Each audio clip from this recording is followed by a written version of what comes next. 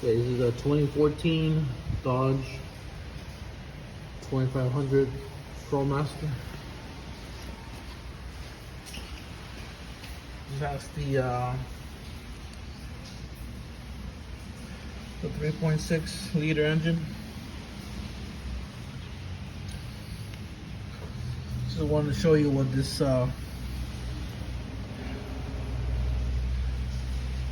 water leak caused. There's a crack right there, a split. It's because this plastic's broken right here. It should be like that one right there. So the water from the rain gets in there.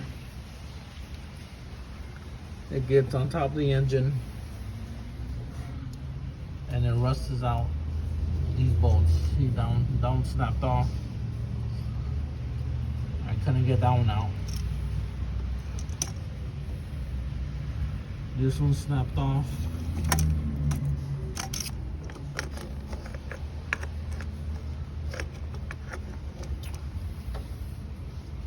So I pretty much had to destroy the upper intake, which was not fun. It took me a couple hours to destroy it. So on this, I'm gonna have to replace the upper intake and the lower intake. And originally, all we wanted to do was to change out the oil sensor, the oil pressure sensor. Let me show you the upper intake manifold.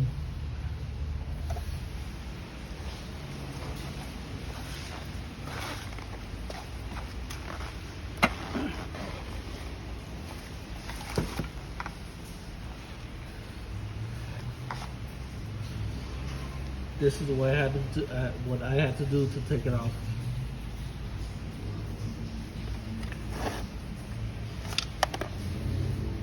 That's the bolt. Those it used to go right here. But yeah. All that damage because there was a leak, water leak in here, dripping onto the top of the engine, causing the bolts to rust.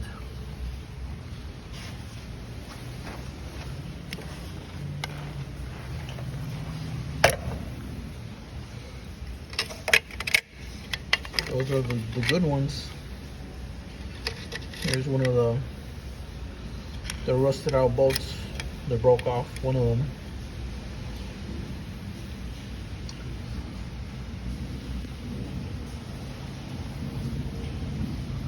So if you ever see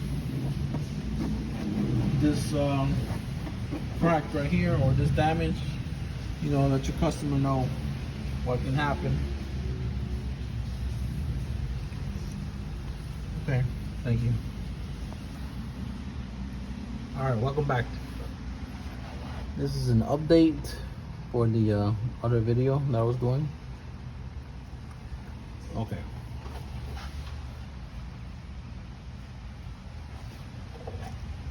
Let me show you the damage again. This is the old one. This is the lower intake. See, this is the bolt for the upper intake. There's another bolt for the upper intake. This is another bolt for the upper intake. I had to destroy the upper intake. That's the upper intake. I had to destroy the upper intake. But so we're changing out the lower intake too, because the bolts are rusted on there. But as I was removing the lower intake, I was taking out the fuel rail, and one of the fuel rail bolts was also rusted out. So FYI. So here's a new one. There's the old one. So I was thinking about what causes damage, right?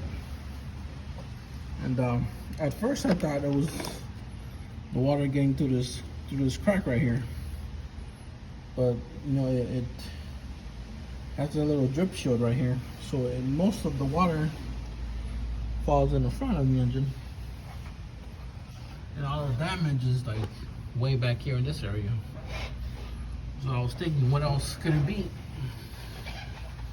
And then I noticed the design of this vehicle, that the AC lines are right on top of the engine. So I'm thinking the condensation from the AC drips on top of the engine, because this engine didn't have the cover. This goes on top of the V6. It didn't come in with the cover, so all that water was falling on top of the engine from the AC. That's my theory. I could be wrong, but that's what I think happened.